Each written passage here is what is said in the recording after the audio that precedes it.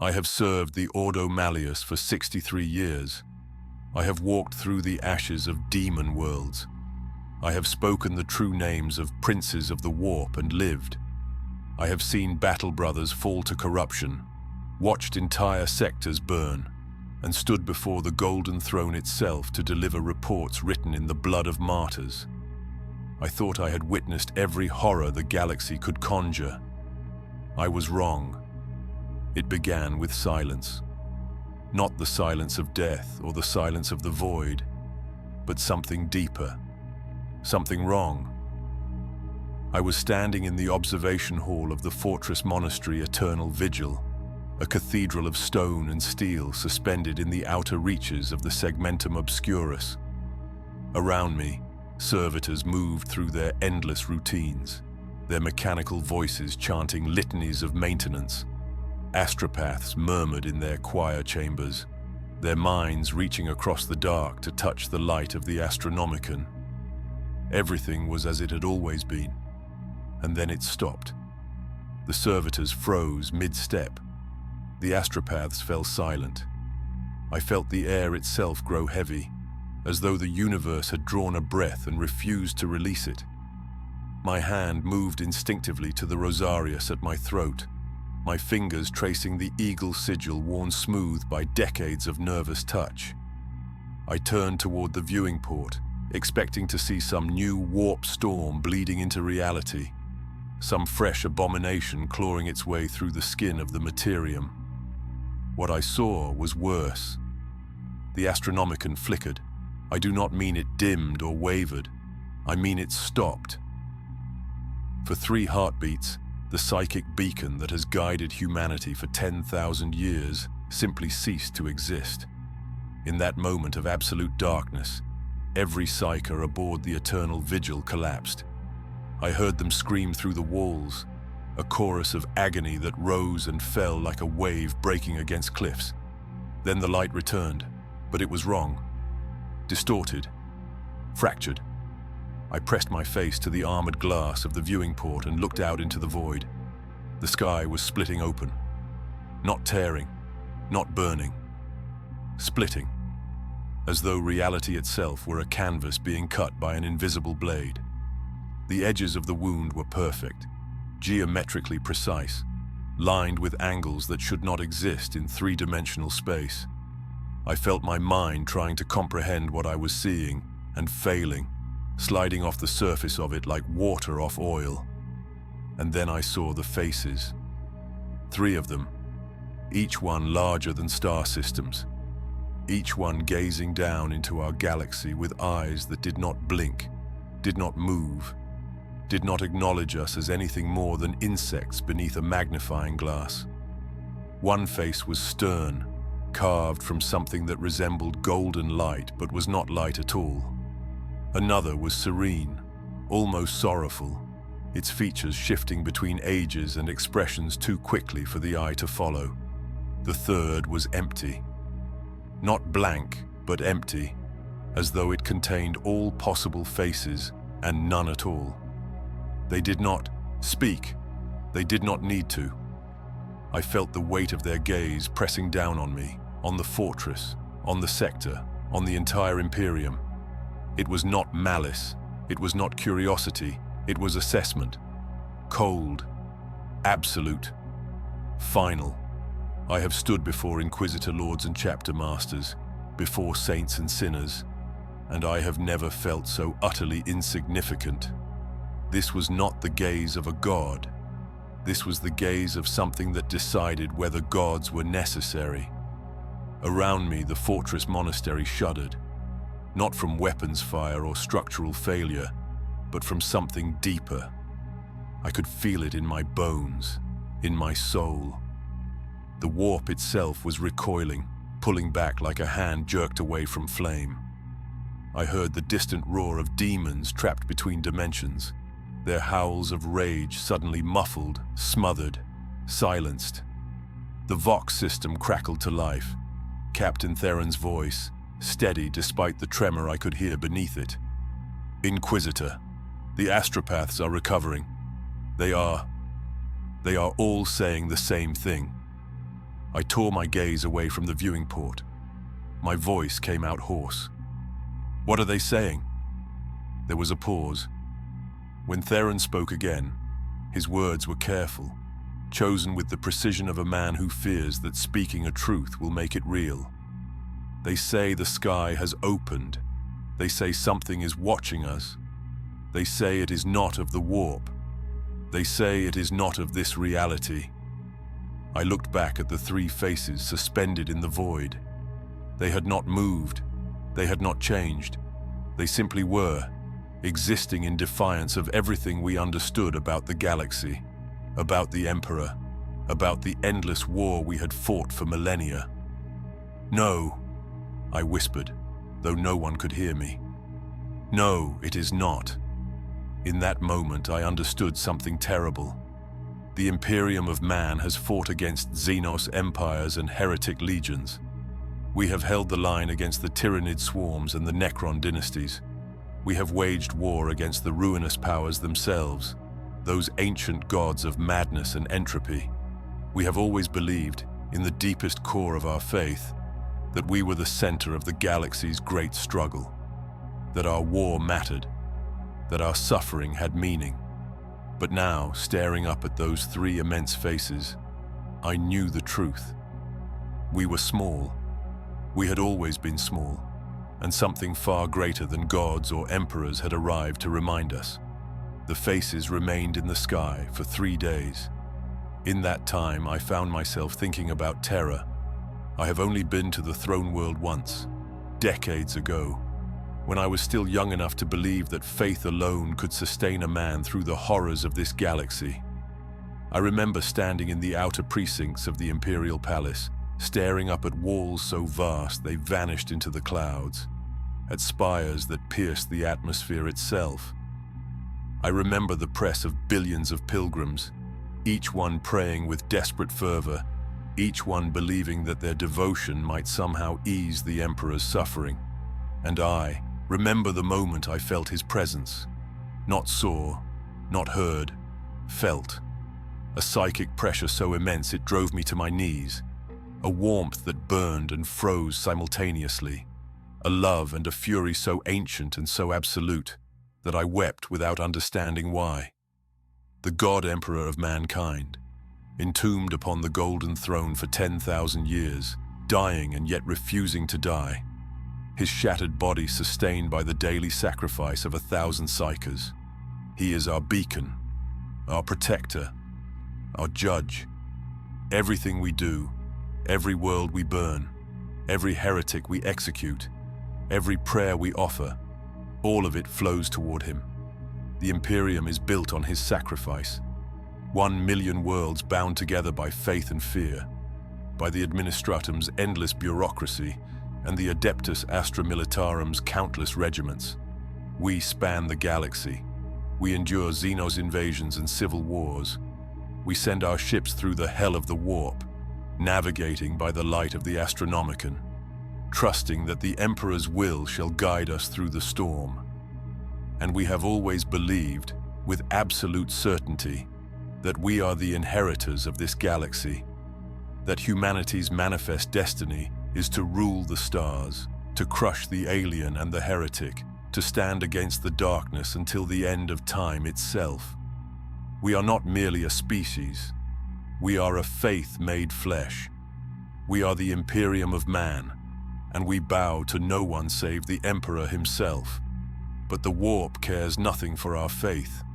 The Immaterium, the Sea of Souls, the Empyrean. It has many names, all of them inadequate. It is the dimension that underlies reality, a realm of pure thought and emotion where the laws of physics dissolve into madness. Every sentient mind feeds it. Every act of violence, every moment of despair, every whisper of ambition adds to its endless churning chaos. And within that chaos, 4 great powers have risen, gods born from humanity's darkest impulses. Khorne, the blood god, who feasts on rage and slaughter.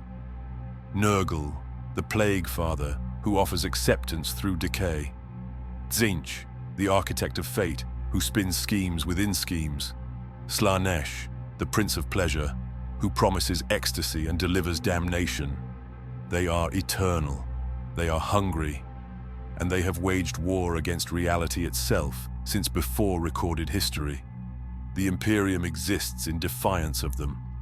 Every prayer, every bolt round fired, every life spent in the Emperor's name is a rejection of chaos, a declaration that order can prevail against entropy.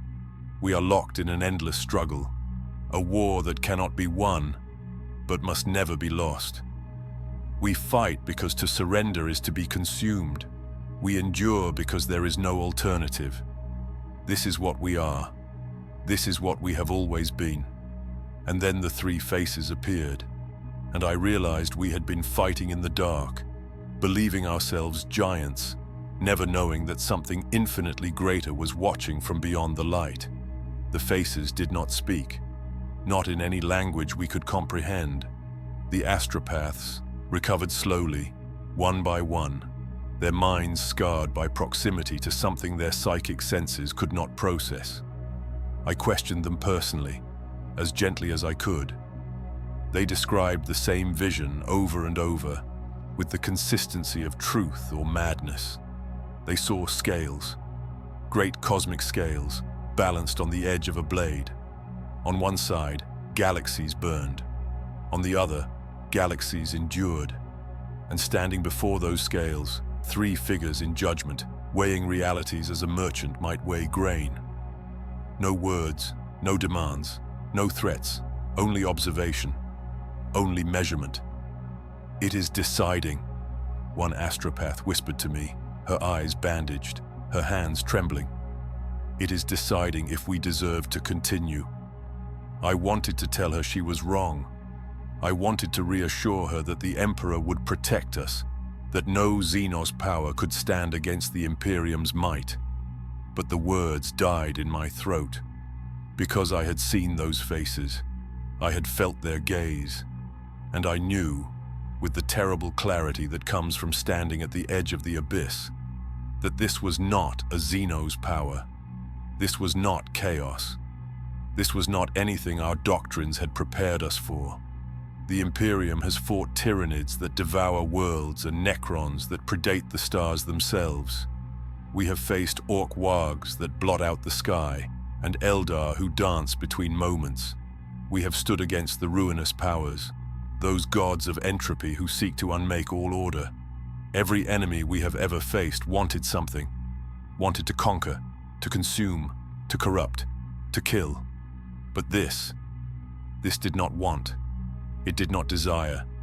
It did not hunger. It simply was. And in its presence, I understood how small we truly were, how all our wars, all our faith, all our 10,000 years of suffering and sacrifice might be nothing more than a footnote in a judgment we could not comprehend and could not escape.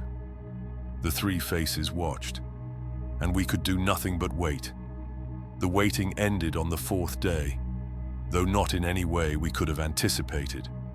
Reports began flooding in from across the sector, then the segmentum, then the entire Imperium. At first, we thought it was a malfunction of the astropathic relay network, some lingering disruption from the opening of the sky. But the reports were too consistent, too precise, too impossible to dismiss. Demons were freezing, not dying, not banished, freezing. On the hive world of Cassian's Reach, a bloodthirster had torn through the planetary defense force, its axe carving through armored vehicles as though they were parchment. Witnesses reported that it raised its weapon for a killing blow, roared its challenge to the God Emperor himself, and then simply stopped. Mid-swing, mid-roar.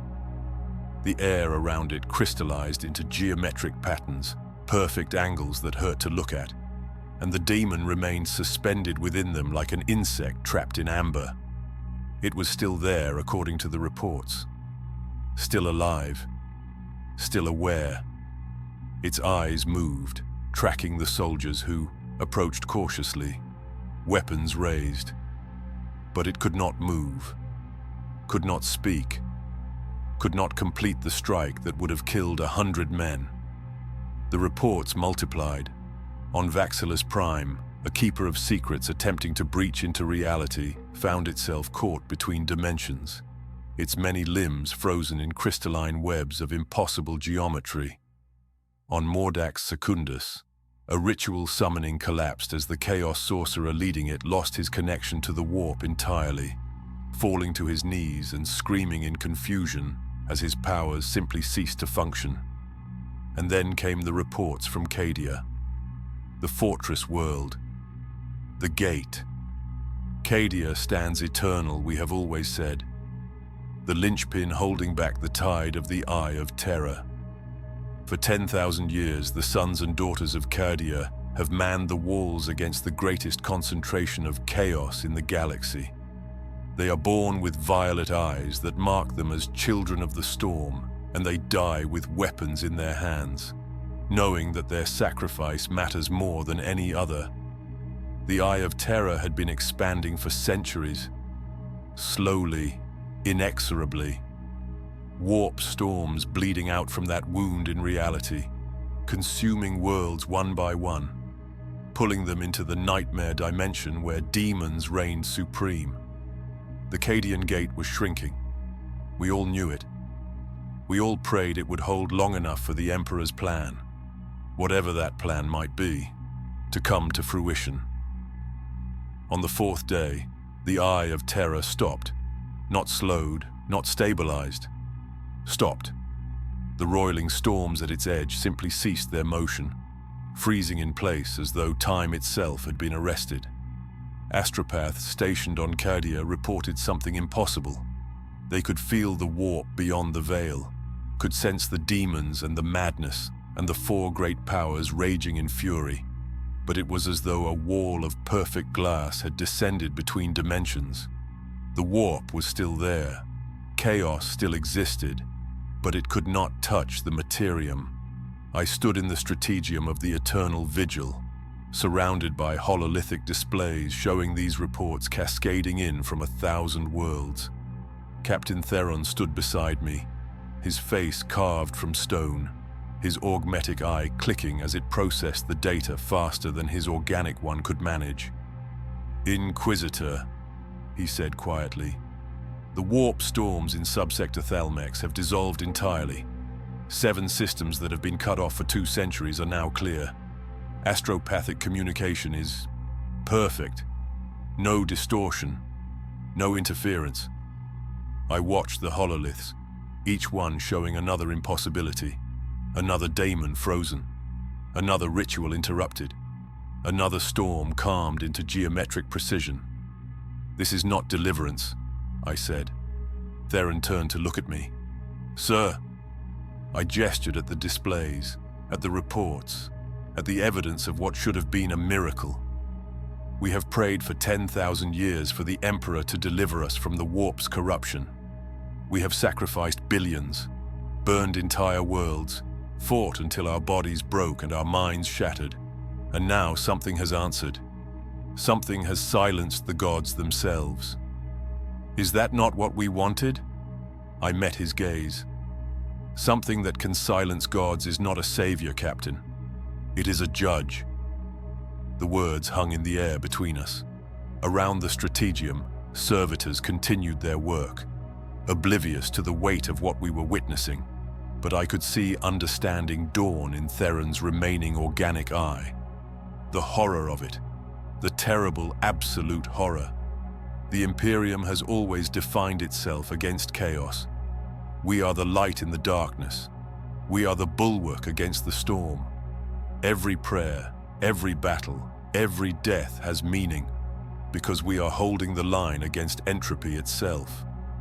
But now, something had reached down from beyond our comprehension and simply turned off the war. Not by destroying chaos, not by defeating it, by containing it, by pressing a hand over its mouth and rendering it irrelevant. And if something could do that to the ruinous powers, to gods that had plagued reality since before humanity reached the stars, then what were we? What was the Imperium? What was our 10,000-year war worth in the eyes of something that could silence infinity itself with a gesture? The vox crackled. Lord Inquisitor Covenant's voice, transmitted across light years, heavy with the same realization I had just voiced. All stations, all sectors. This is not a victory. Prepare for judgment. The Emperor protects, but something else is watching, and it is deciding whether we deserve his protection. I looked up through the armored glass of the Strategium, toward the three faces still suspended in the void, still watching with eyes that did not blink.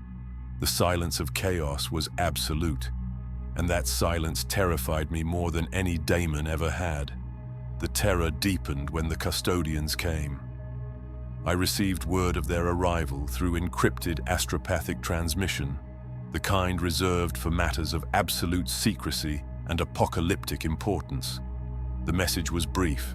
A delegation of the Adeptus Custodes had departed Terra for the first time in living memory, not to wage war, not to hunt some heretic of unimaginable power, but to convene the High Lords of Terra in emergency session. And more than that, they carried a message from the Emperor himself. Even across the vast distance separating the eternal vigil from the throne world, I felt the weight of those words. The Emperor had not spoken, truly spoken, not through saints or visions or the half-mad interpretations of astropaths. In 10,000 years, he sat upon the golden throne, his body a withered husk sustained by psychic agony and the daily sacrifice of countless souls. His mind spread across the galaxy as the Astronomicon, guiding our ships through the warp's madness. He endured, he protected, but he did not speak. Until now. The transmission included fragmentary recordings of the High Lord's emergency convocation, leaked through channels I had spent decades cultivating within the Administratum. What I heard chilled me to my core. The custodians had entered the Chamber of Governance in full panoply, their auramite armor burning with golden light, their guardian spears held with ceremonial precision.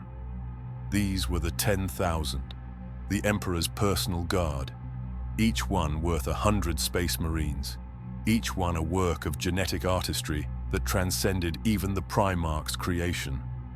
They were living relics of the Imperium's greatest age, warriors who had walked beside the Emperor when he still walked among men. Their leader, Shield Captain Valdor's successor, a warrior whose name was redacted from the recording, spoke with a voice that carried the weight of absolute authority. But beneath that authority, I heard something I had never expected to hear from one of the 10,000. Fear. The Emperor has reached beyond the boundaries of his mortal pain, the custodian said, each word measured and deliberate. He has touched the essence of what has arrived in our reality, and he has shown us what he has seen. The recording crackled with static. When it resumed, I could hear one of the High Lords, I think it was the Fabricator General, asking the question we all needed answered. What is it? What has invaded our galaxy? The custodian's response came after a long pause. It is not of our cosmos. It does not serve any power we know.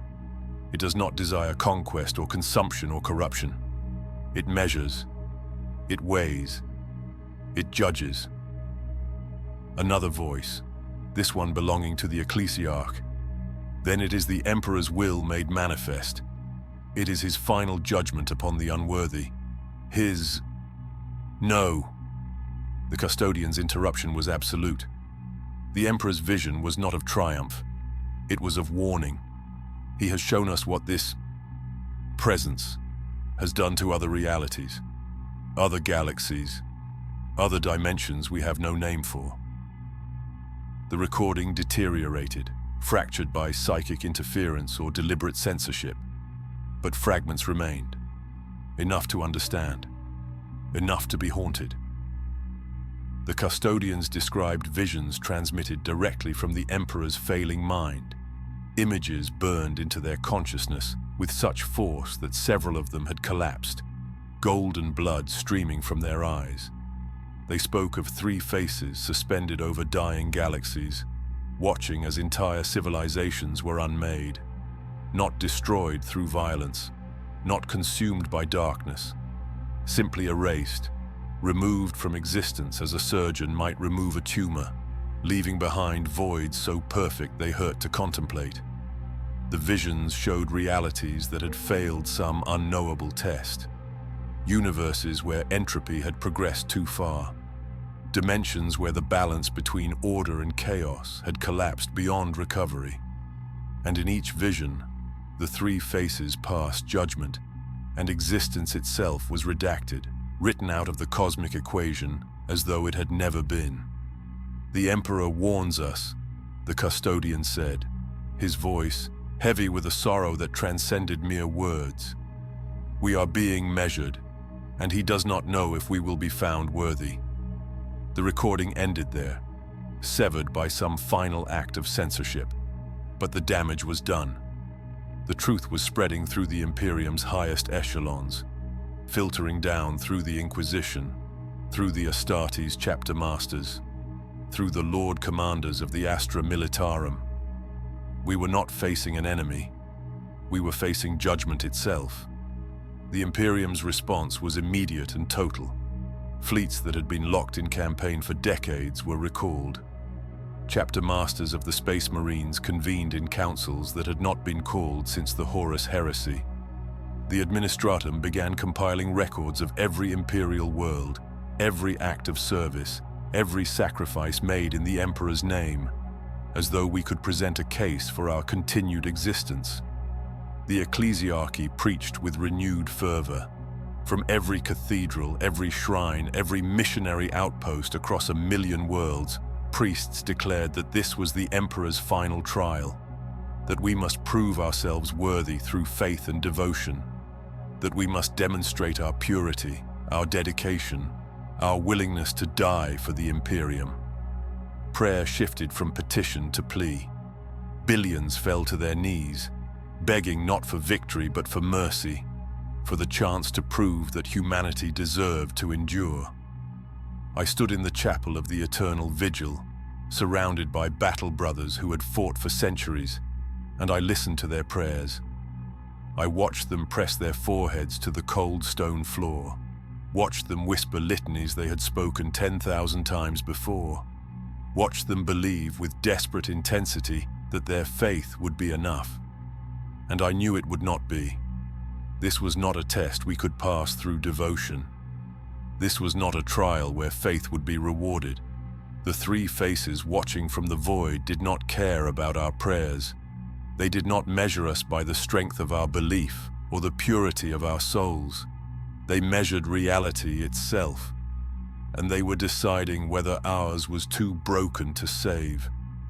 While the Imperium prayed and prepared, something far more terrible was happening in the warp. Every psyker in the galaxy felt it simultaneously. A pressure building in the immaterium, a gathering of power so immense that it made the opening of the Great Rift seem like a candle's flicker beside a star's supernova. I was in my meditation cell when it began, attempting to center myself through prayer and discipline when the sensation struck me like a physical blow. I am not a psyker. I am witch hunter, trained to resist the warp's corruption, inoculated against its whispers through decades of mental conditioning and faith. But in that moment, I felt what every sanctioned psyker, every astropath, every navigator and every cursed soul touched by the immaterium experienced with full, terrible clarity. The gods were afraid, not angry, not defiant. Afraid. And in their fear, they were doing something that had not occurred since before the Emperor walked among men, since before humanity had even reached the stars. They were working together. I staggered from my cell, my hands pressed against the walls for support, my mind reeling from the psychic pressure radiating through the veil between dimensions. In the astropathic choir chamber, I found the sanctioned psychers collapsed in their meditation thrones, their lips moving in unison, speaking words that were not their own. "Khorne rises from his brass throne," one whispered, blood streaming from her nose. The skulls at his feet tremble, the blood in his rivers boils. "Nurgle stirs in his garden," another gasped, his augmetic respirator wheezing. "The plagues pause their spreading, the rot holds its breath. Tzeentch folds his infinite plans into one," a third moaned, her bandaged eyes weeping psychic tears. "All schemes collapse to a single point. All futures converge." "Slaanesh screams," the last one said, and the pure horror in his voice made my blood freeze. "The Prince of Pleasure knows pain, knows fear, knows that even gods can end." I pressed my rosarius to my lips and prayed, not knowing what else to do. Around me, the astropaths continued their involuntary prophecy, their minds forced into resonance with the cosmic horror unfolding beyond the veil of reality. The ruinous powers were convening. The four great gods of chaos, eternally locked in their infinite game of dominance and destruction, were setting aside their enmities, not because they wished to, not because they had found common cause or shared purpose, but because they recognized, with the terrible clarity that comes from staring into the abyss, that they faced something that saw them not as gods, but as aberrations. The three faces in the void did not acknowledge the chaos gods as powers.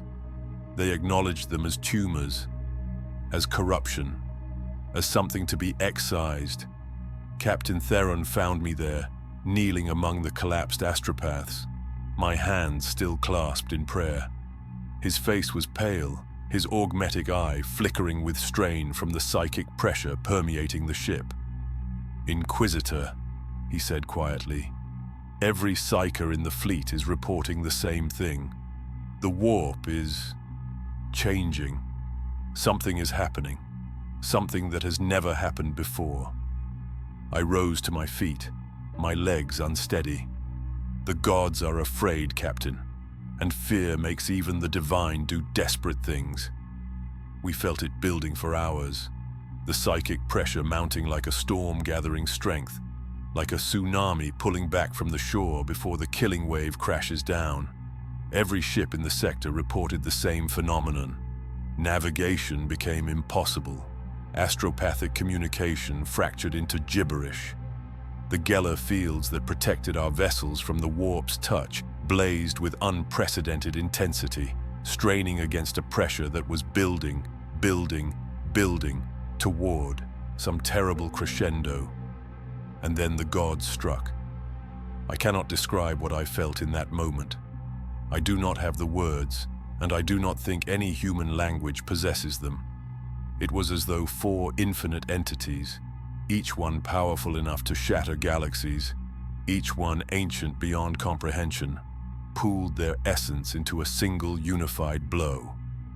Khorne's rage, Nurgle's entropy, Tzeentch's manipulation, Slaanesh's excess, all of it focused, refined, weaponized into one absolute assault against the three faces watching from beyond our reality. The force of it ripped through the warp like a psychic scream. Every psyker in the Imperium felt it.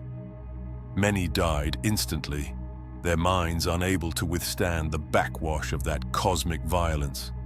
Others went mad, screaming prophecies or prayers or simply incoherent terror.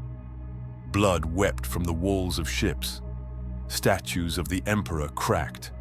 The very fabric of space seemed to shudder under the weight of that divine fury. The gods' assault crossed the boundary between the immaterium and reality, tearing toward the three faces with the inevitability of fate itself, carrying with it the accumulated wrath and power of entities that had fed on mortal suffering since consciousness first emerged in the galaxy. And it stopped. Not deflected, not blocked, not resisted. Stopped, as though it had struck an invisible wall of absolute negation and simply ceased to exist beyond that point. I saw it, not with my eyes, but with that terrible psychic sense that had opened within me during the pressure of the gods' unity. I saw the assault freeze in mid-strike, suspended in geometric patterns of impossible complexity, crystallized into perfect, immutable stillness. The three faces did not move, did not react, did not acknowledge the attack beyond the simple fact of its negation. The gods had struck with everything they possessed, and it had meant nothing. I heard the astropaths weeping, not from pain this time, but from despair. They could feel what I could only dimly sense, the confusion in the warp, the mounting horror among entities that had never known powerlessness, the realization settling over the chaos gods that they were not the supreme forces of the universe they had always believed themselves to be. There were things beyond them, things that saw their eternal war, their infinite corruption, their claims to divinity, and judged them irrelevant. "Emperor, preserve us," Captain Theron whispered beside me. But I could not echo his prayer, because if even the gods were powerless before this judgment, what hope did we have? What hope did any of us have? The three faces continued to watch, and in the warp, for the first time in eternity, the gods knew fear. The gods' defeat left a silence in the warp that felt like the moment between a blade's descent and the bite of steel. We waited in that terrible quiet, knowing something more was coming, unable to imagine what form it would take. The Emperor answered that question himself. It began as a vibration in the Astronomicon, a shift in the psychic beacon that every navigator and astropath knows as intimately as their own heartbeat. But this was different. Where the Astronomicon normally burned with the steady, agonizing constancy of the Emperor's sacrifice, now it pulsed. Once, twice, 3 times. Each pulse carrying something more than guidance, more than light. It carried words. Across the Imperium, every astropath stopped whatever they were doing. Every sanctioned psyker felt it. Every living saint, every holy relic touched by the Emperor's power. Every shrine and cathedral where faith burned bright enough to thin the veil. All of them became conduits for a voice that had been silent for 10 millennia. I was still in the astropathic choir chamber when it happened. The psykers who had collapsed during the gods' assault suddenly convulsed, their backs arching, their mouths opening wide, and from their throats came a voice that was not theirs, a voice layered with such power and such pain that I fell to my knees involuntarily. It was the Emperor, but he spoke not as a god. He spoke as a man. "My children," the voice said, and I heard exhaustion in it, a weariness that transcended physical suffering. "I have maintained silence for so long. I have guided you from within my prison of gold and faith, burning in agony so that you might see the light. But now I must speak. Now you must know the truth." The astropaths wept as the words flowed through them. I could see the strain it caused, the psychic pressure threatening to tear their minds apart. But they endured. They had to, because this was the Emperor, and he was speaking not just to them, but to all of us. What has arrived in our reality is not an invader. It is not a Xenos threat or a demon prince or some new horror birthed from the warp's madness. It is older than all of these things, older than me, older than the galaxy itself. Through the viewing port, I could see the three faces still suspended in the void, unchanging, unmoving, eternal. It is called by many names in dimensions beyond our comprehension. A cosmic constant, a force of balance, a judge that exists outside the boundaries of space and time. I have touched its essence, and I have seen what it has seen. Countless realities, infinite universes, each one weighed, each one measured, and so many of them found wanting. The voice paused, and in that pause I heard something that terrified me more than any demon's roar, more than any heretic's curse. I heard the Emperor's uncertainty. The warp, he continued, is not simply another dimension. It is a wound, a metaphysical cancer that grows wherever consciousness exists, wherever thought and emotion bleed into the fabric of reality. In a healthy cosmos, the boundary between thought and matter remains distinct, but our reality is sick, has been sick since before humanity learned to speak. The warp grows stronger with every passing millennium, fed by war and suffering and fear, and the gods that dwell within it are symptoms of a disease that cannot be cured, only contained. I thought of the Imperium, of our endless crusades, of the billions who died every day in service to the Emperor's vision, of the 10,000 years we had fought against the darkness, believing our sacrifice had meaning, believing we were winning some cosmic war. Everything we have built, the Emperor said, and now I heard something close to sorrow in his voice. Every prayer you have offered, every world you have conquered in my name, every heretic you have burned, all of it rests upon that wound. The Imperium exists because I have held the warp at bay through sheer force of will, through the agony of my imprisonment, through the daily sacrifice of 1,000 souls. But I have not healed the wound. I have only prevented it from consuming everything. The astropath screamed, not in pain but in horror, in the realization of what the Emperor was telling us. The living tribunal has come to judge whether this reality can be saved, or whether the cancer has spread too far, whether the warp has corrupted existence itself beyond the point of redemption. It does not hate us. It does not fear us. It simply measures the balance between order and chaos, between survival and entropy, and it will decide with absolute certainty whether our universe deserves to continue. I pressed my hands to the floor, my fingers scraping against stone, needing something solid, something real to anchor me as the full weight of revelation crashed down. This was not an invasion. This was an audit, an examination. A cosmic physician examining a patient and deciding whether treatment was possible or whether mercy demanded annihilation. I do not know, the Emperor said, and those 4 words carried more terror than any threat. If we will pass this judgment. I do not know if the sacrifice of 10,000 years has been enough. I do not know if the wound can be healed, or if we are already dead and simply too stubborn to accept it. The voice began to fade, the strain of maintaining contact across the entire Imperium, too great even for him.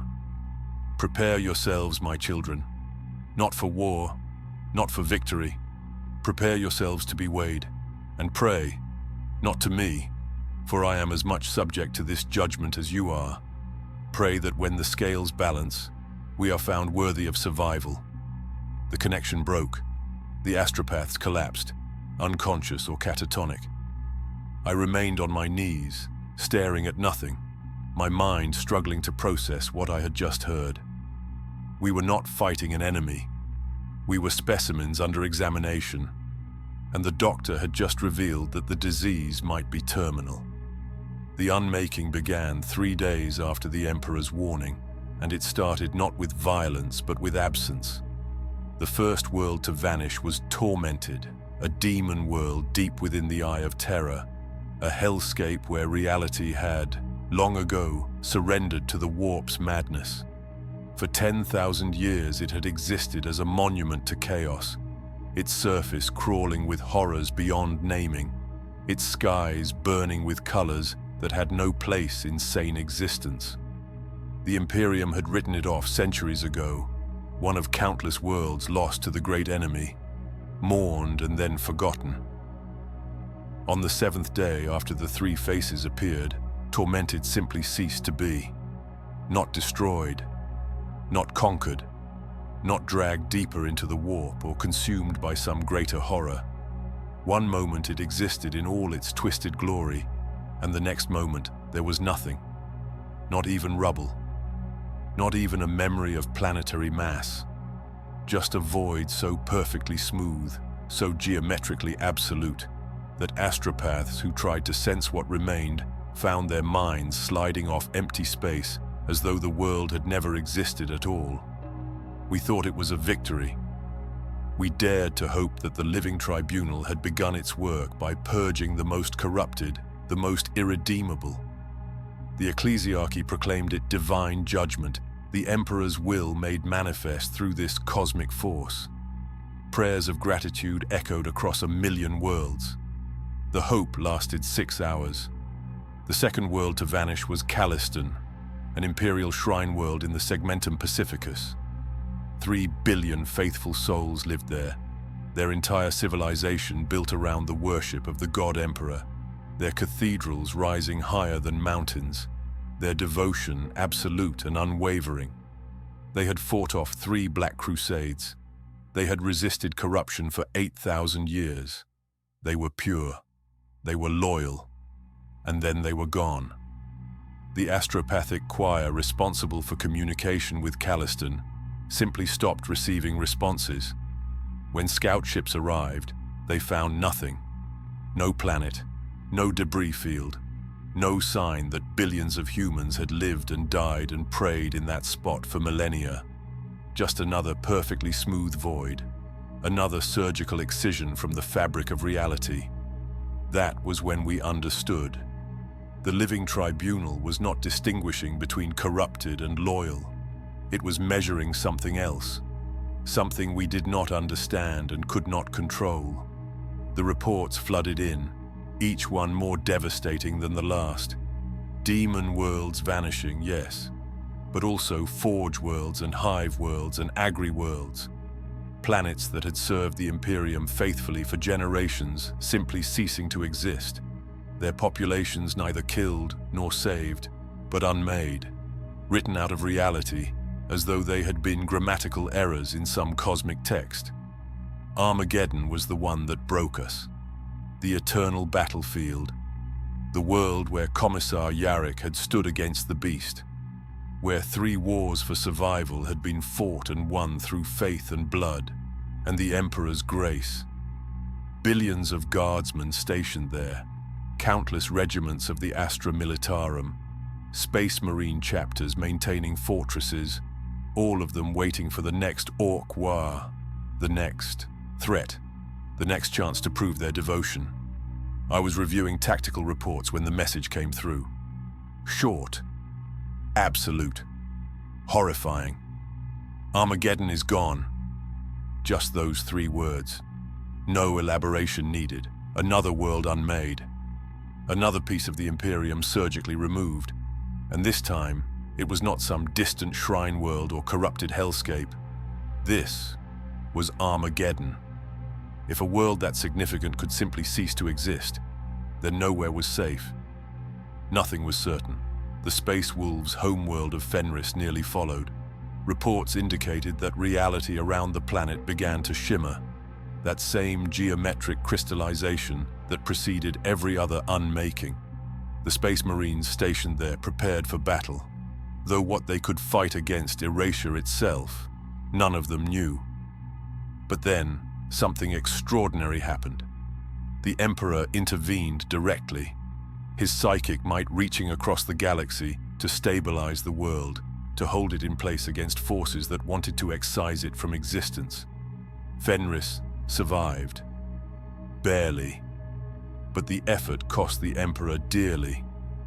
Across the Imperium, the Astronomicon flickered again, its light dimming for precious seconds as he diverted his strength to save a single world. How many ships were lost in the warp during those seconds? How many thousands died because he had to choose between guiding humanity's vessels and preventing the Tribunal from unmaking one of his son's homeworlds? We learned later that he could not save them all, that even his vast power had limits when faced with something that existed outside the rules of our reality.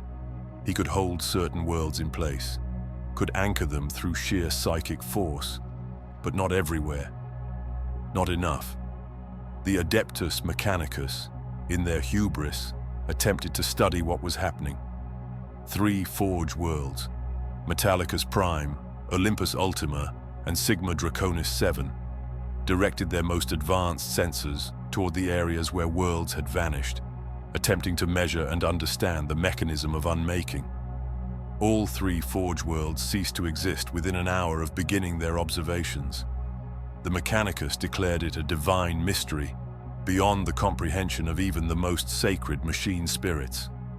But I knew the truth. The living tribunal did not appreciate being studied, or perhaps it simply recognized that any world attempting to understand its nature was, by definition, too corrupted by curiosity to be worth saving.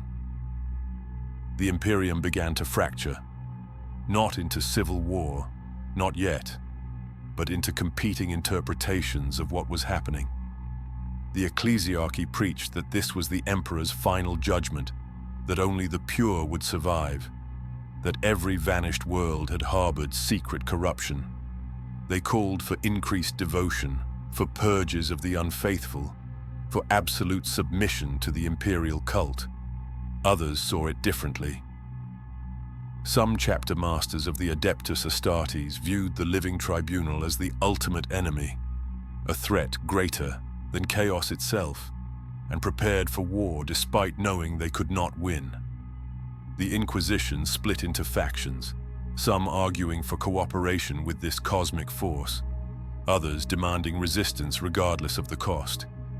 And through it all, worlds continued to vanish, one by one, day by day.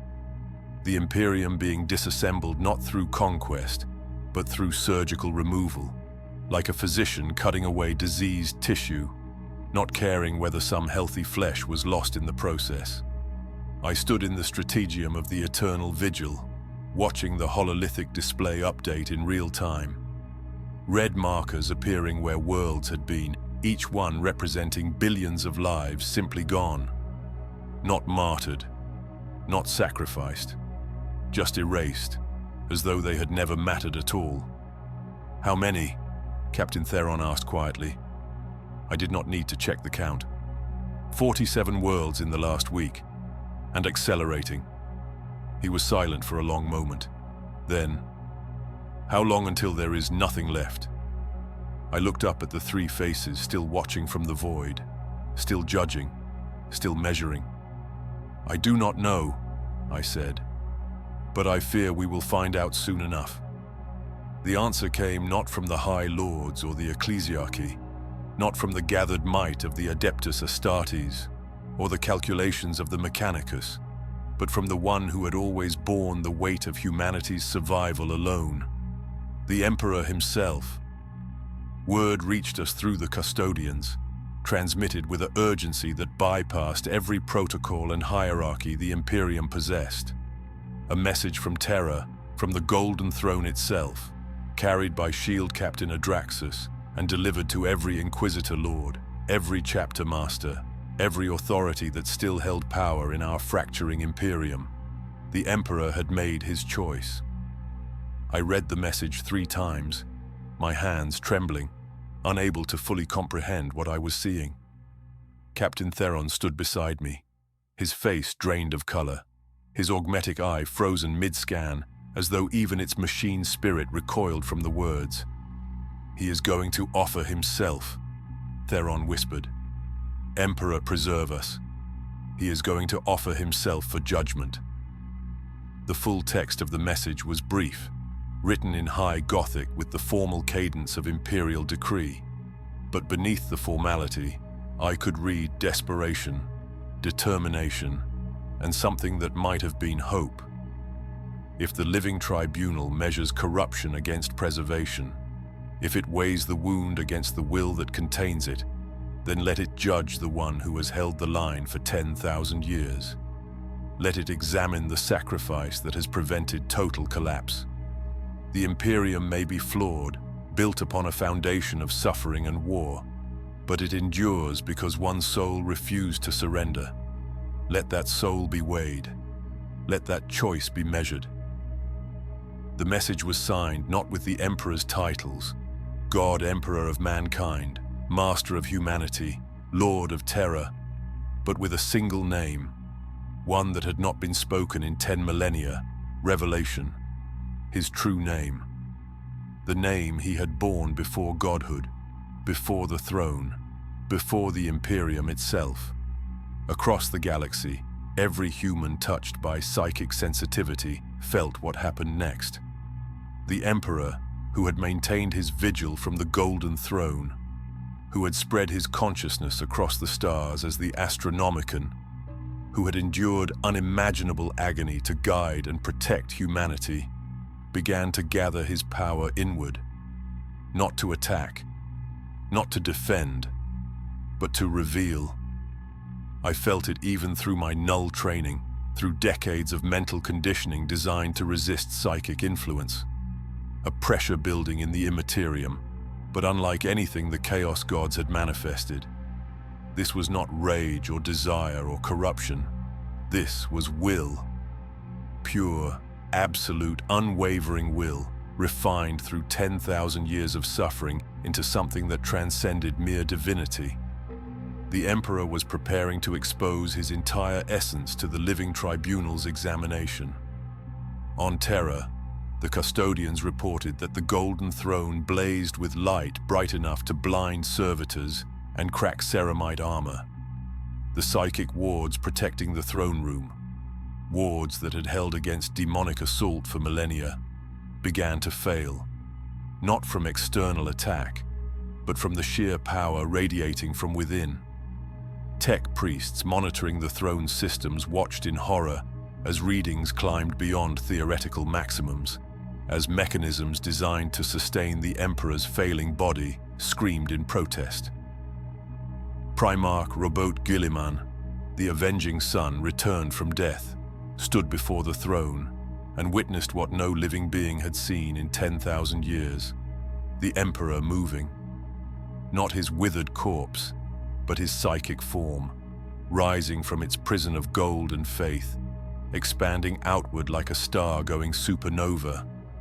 The message we received from Guilliman was fragmentary, transmitted through an astropath who died immediately after delivering it. He is reaching beyond the veil, beyond the warp, beyond space itself. He is offering everything he is, everything he has been, everything he has suffered, to be judged. If we are to be weighed, then let him be the measure. If we are to be found wanting, then let his sacrifice count for something. Across the Imperium, every shrine, every cathedral, every holy relic began to glow with golden light. Living saints collapsed, overwhelmed by the surge of divine power flowing through them. Battle brothers of the Space Marines, gene sons of the Emperor, felt his presence more strongly than they had since the heresy. A connection so intense it brought some of them to their knees. And in the void above our heads, the three faces that had watched impassively for so long finally moved. They turned toward Terra. I saw it through the viewing port of the eternal vigil, saw those impossible faces pivot with the precision of clockwork, their attention focusing on a single point countless light years away.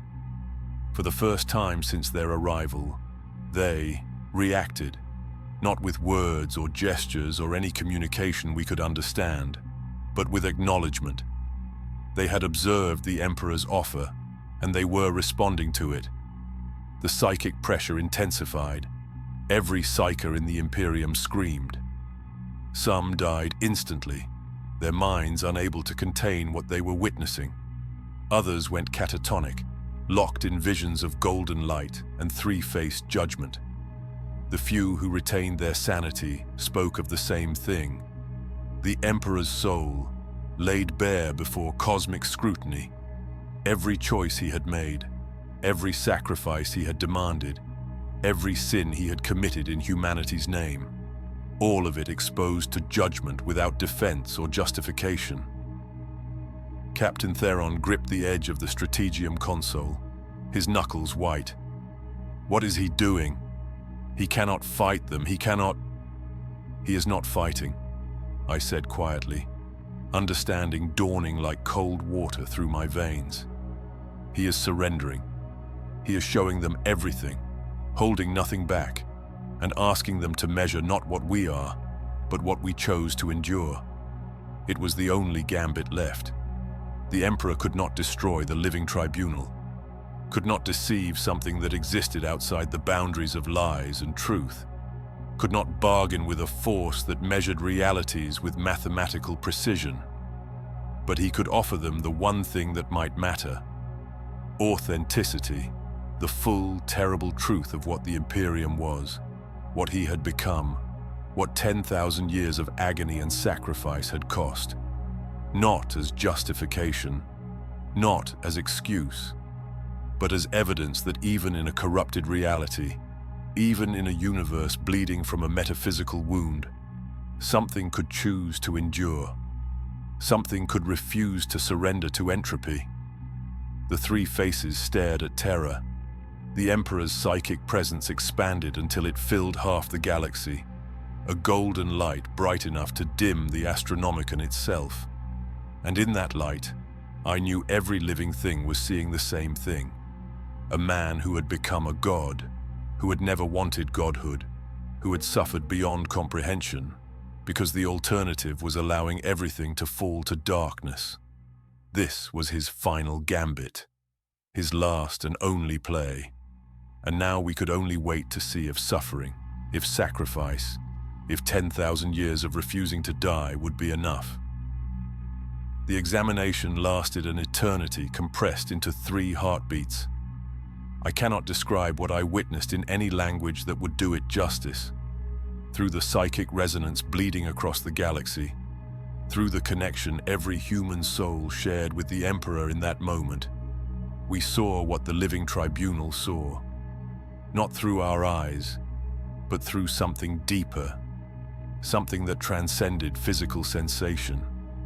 The three faces looked into the Emperor's soul, and they saw everything.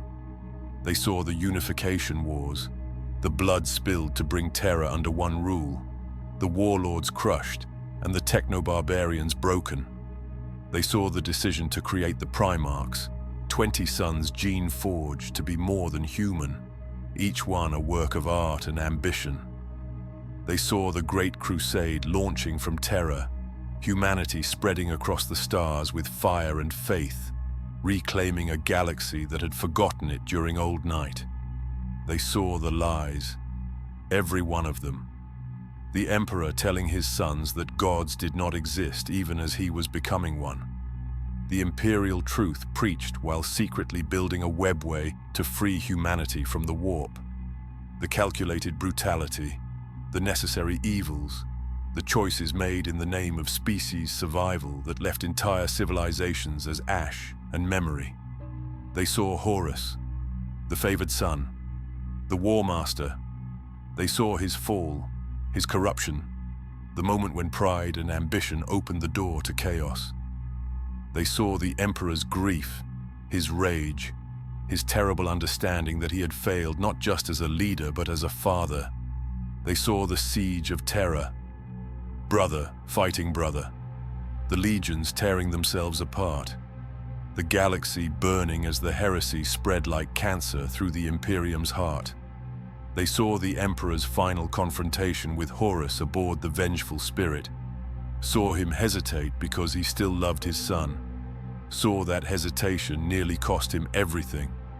They saw the moment he was placed upon the golden throne, his body shattered, his plans in ruins, everything he had built for teetering on the edge of collapse. They saw him make the choice to endure, to remain suspended between life and death, to become the Astronomicon through sheer force of will, even as it meant eternal agony. And they saw the 10,000 years that followed. Every day, 1,000 psychers sacrificed to sustain him. Every hour, his consciousness spread across the warp, fighting to hold back the tide of chaos. Every moment, suffering that would have destroyed any other being, maintained because the alternative was allowing humanity to fall into darkness. They saw the Imperium that grew in his name, twisted into something he had never intended, worshipping him as a god despite his protestations, committing atrocities in his service while he screamed silently from his throne. The living tribunal saw it all, measured it, weighed it against some cosmic standard we could not comprehend. And then they saw something else. They saw the Emperor's refusal. Not refusal to die, though that was part of it, but refusal to accept corruption as inevitable. Refusal to believe that the warp's cancer made existence worthless. Refusal to surrender even when surrender would have been merciful. They saw will refined into its purest form, a determination so absolute it had lasted longer than most civilizations endure.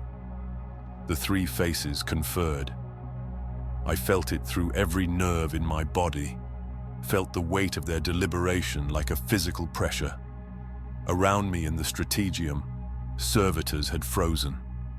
Captain Theron stood motionless, tears streaming down his face, watching something only his psychically enhanced augmetics could perceive. Across the Imperium, billions held their breath, waiting for judgment, knowing that existence itself hung in the balance.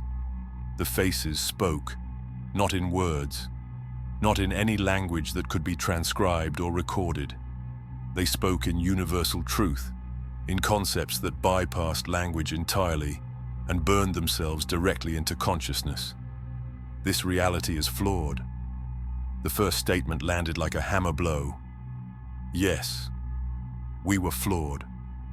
The warp was a wound that could not heal. The Imperium was built on suffering and sacrifice, and 10,000 years of barely contained catastrophe. This reality resists its own corruption. The second statement came softer, almost surprised. We were not passively accepting entropy. We were fighting it. Every prayer, every battle, every day the Emperor endured was an act of defiance against the inevitable decay. This reality will be observed. The third statement carried weight beyond its simple declaration. Not saved, not redeemed, but not erased either. We were being placed on probation, given a chance to prove that resistance against corruption was possible, that a wounded reality could endure without succumbing entirely. For now, those two words, delivered with absolute finality, made it clear this was not forgiveness. This was conditional survival. The living tribunal would continue watching, continue measuring, and if we failed, if the corruption spread too far, if the balance tipped beyond recovery, judgment would come again. The three faces began to fold back into themselves, withdrawing through dimensions we could not perceive.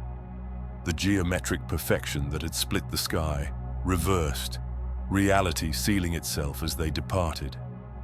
Not gone, I could still feel their presence somehow, watching from beyond the veil of existence, but no longer manifested in our dimension. And as they withdrew, the warp surged back. The storms that had been held in crystalline stasis roared back into motion.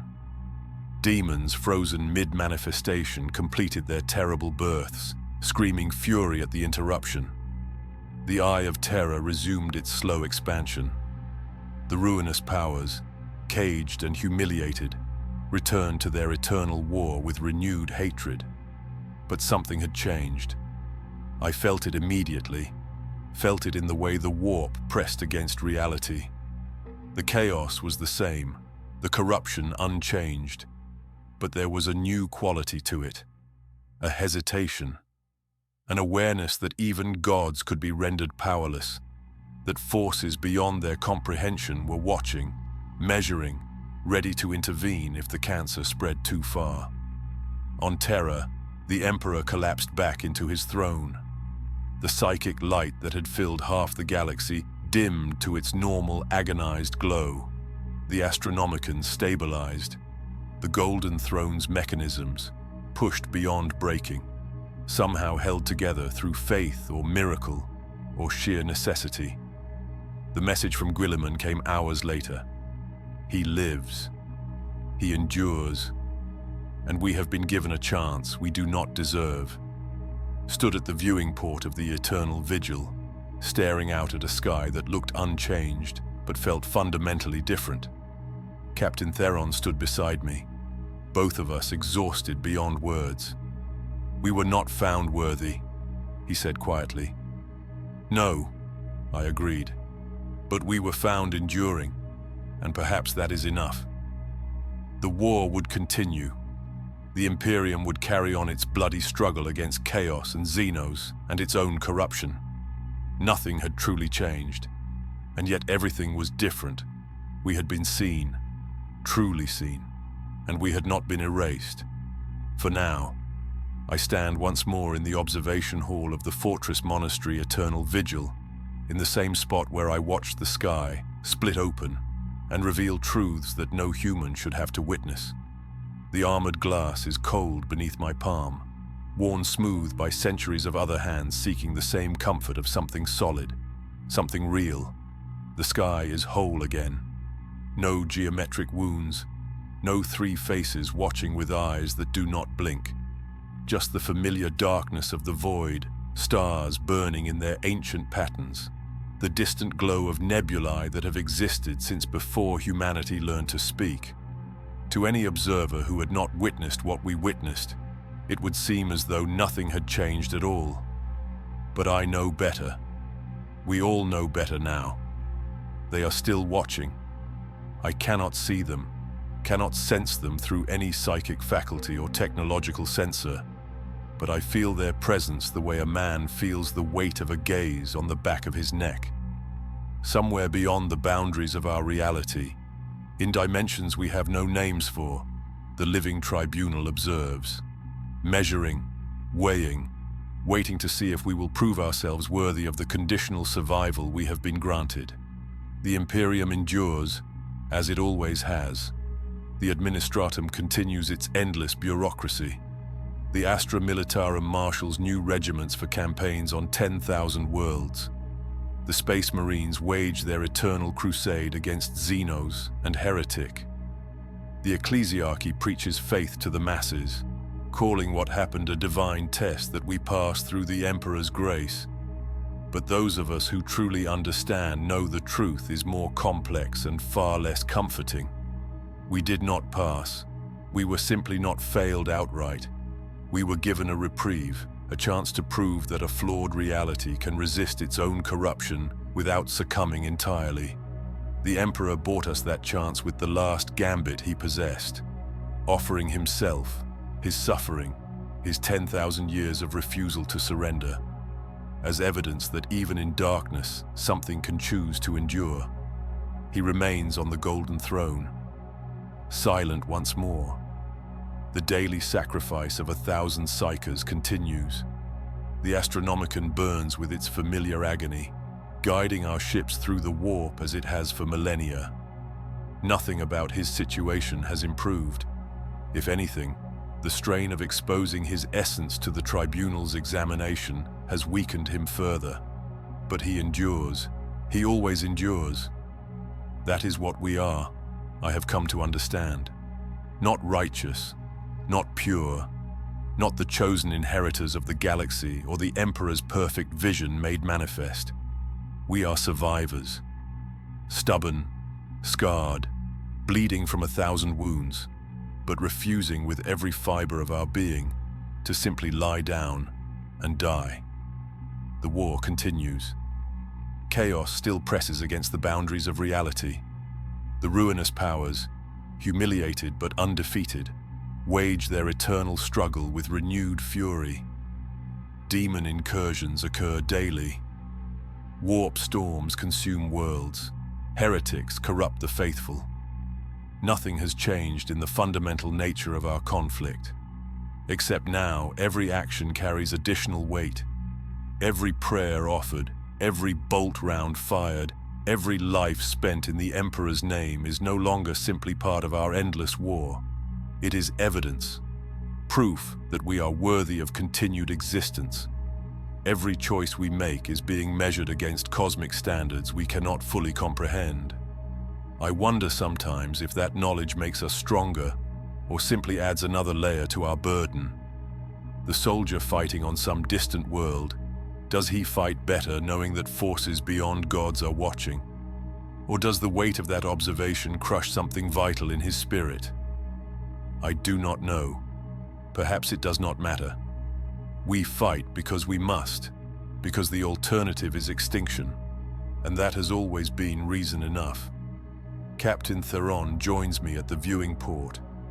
He has aged visibly in the month since the Tribunal's departure, his organic eye carrying a weariness that augmetics cannot measure. We stand in silence for a long time, two old soldiers contemplating a future that has become infinitely more complicated. "Do you think we will fail?" he asks quietly.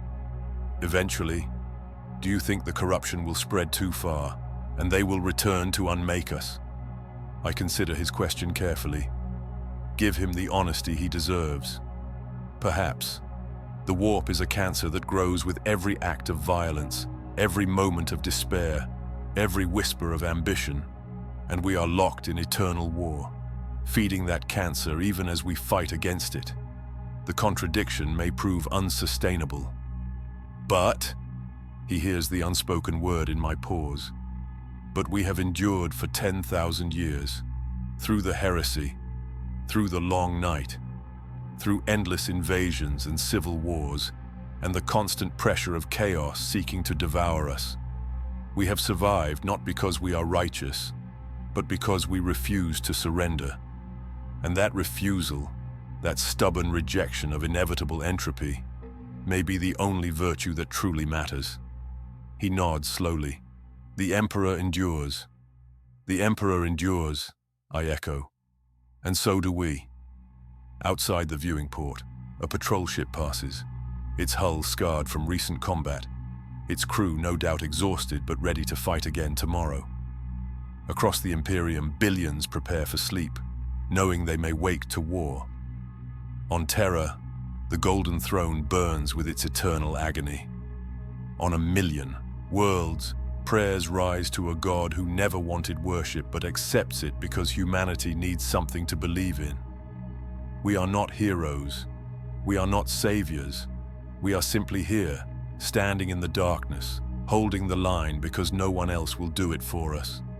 The Imperium is built on suffering and sacrifice and 10,000 years of barely controlled catastrophe, but it stands, wounded, bleeding, corrupt in ways we cannot fully purge, but standing. The three faces are gone from the sky, but I carry them with me in every thought, every decision, every moment of doubt. They saw us, truly saw us, saw past our faith and our pride and our claims of righteousness, down to the core of what we actually are, and they decided we were worth observing further, not worthy, not redeemed, but enduring. I press my hand against the cold glass one more time, feeling the slight vibration of the fortress monastery's systems, the pulse of machinery and faith keeping us alive in the void.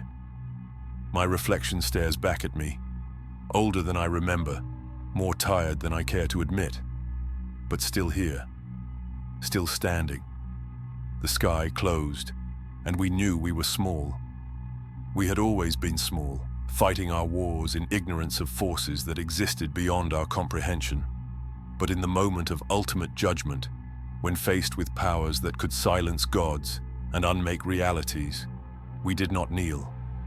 We endured, as we always have, as we always will, until the day we cannot anymore.